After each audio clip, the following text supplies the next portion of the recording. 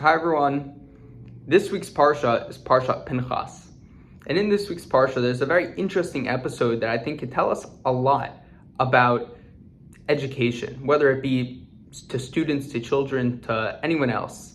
And that is, in the middle of this week's Parsha, Moshe asks Hashem to appoint a new leader for the Jewish people. At this point, he knows he's not going to be able to lead the Jewish people in, so he asks Hashem to appoint a new leader.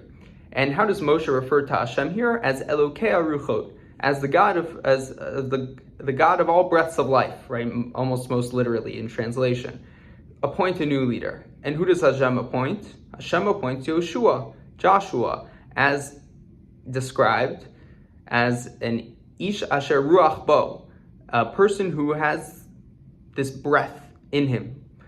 And I think, right, Rashi explains that what is this Ruach that describes with Hashem and Yehoshua? Well, it's this ability to really cater to everyone, to meet them where they're at. And just as aside here, right, not only does it go to describe Hashem as this, to have this ability to cater to everyone, but Torah itself, it doesn't matter who you are, you'll be able to have your section of Torah. You'll be able, no matter what your background is, there's some part of Torah that you'll be able to learn, which is a very beautiful thing.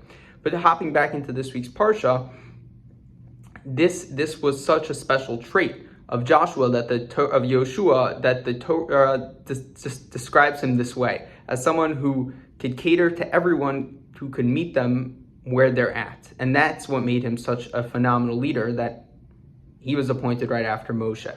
So a lot of the times we'll end the video saying we'd like to aspire to be like Moshe, but I think this week it's appropriate that the bracha to everyone this week is that we should aspire to be like Yehoshua, to be a person that can really meet others where they're at, whether it be our students, our children, or just anyone else in our day-to-day, when we're trying to give something over, to tell them something, and it might be able to be phrased in some way that can really be impactful to them as an individual.